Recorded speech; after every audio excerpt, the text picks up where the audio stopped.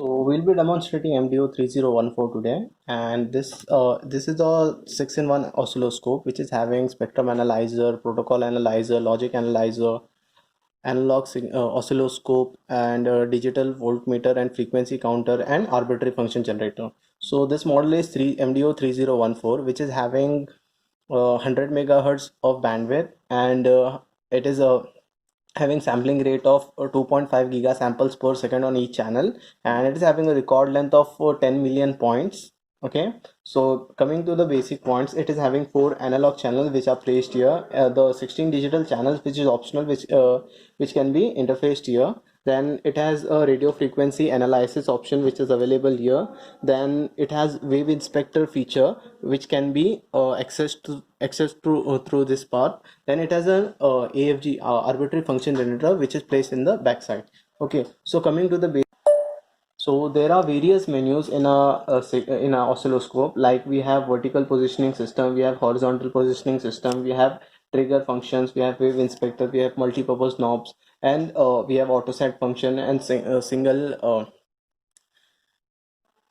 acquisition, and many more things are there. Okay, so coming to the basic function, like there are 4 channels available, so each channel can be accessed separately by pressing the buttons of the channel, right? As soon as we see that the light glows, it means that channel is activated. As soon as the light is off, that means the channel is not activated. Okay, so if I want to activate a channel, I just need to press on that button once, and if I want to deactivate, I need to press it twice. Okay, so coming to the interface, so we are having TechVPI interface, which is having TechVPI interface is having means it automatically detects, the oscilloscope automatically detects the type of the probe, what is the attenuation and what is the bandwidth of the probe. Everything it detects automatically, and depending on that, it selects the termination and everything. Okay, so as soon as I connect the probe to the oscilloscope, it automatically detects that it is a TPP 0250 probe,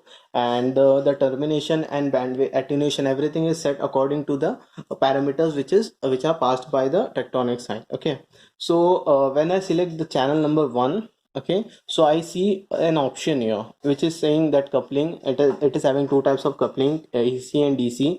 Then we have invert signal, sometimes it used to invert the signal. Okay, the times per division knob can be rotated clockwise and anti-clockwise, so that the amplitude of the signal can be varied, so that we will be able to see the clear signal. Then we have bandwidth limit option, which is used to reduce the high frequency noises. Okay, then we have label. Suppose I want to label channel 1 as, suppose, serial clock data, or anything which I want to. So I'll just click on this, and I'll put whatever name I want to give to the channel. Okay, and this can be edited by by uh, by personal also. Okay, so next is the horizontal knob. So it is having 2 functions. You can there is a coarse and fine adjustment in this knob. So when I press this knob once, then if I try to rotate, then you can see the adjustment here is very fine, right? But if I hit it back and if I try to rotate it, then you can see the adjustment is coarse. Okay, so same function is available, and we can rotate the position of the vertical axis up and down with the help of this button. Okay, and if I want to bring it to center, I'll just click on this button. So in this case, the vertical positioning, it will set the value to 0. So this is the horizontal positioning system in the device. So horizontal positioning system is used to define the times per division of the signal. So as soon as I try to rotate this knob, so uh, it will capture what it will change the times per division of the signal, right? Here we can see 400 microsecond. As soon as I change, it will show 1 millisecond, 2 millisecond, and so on.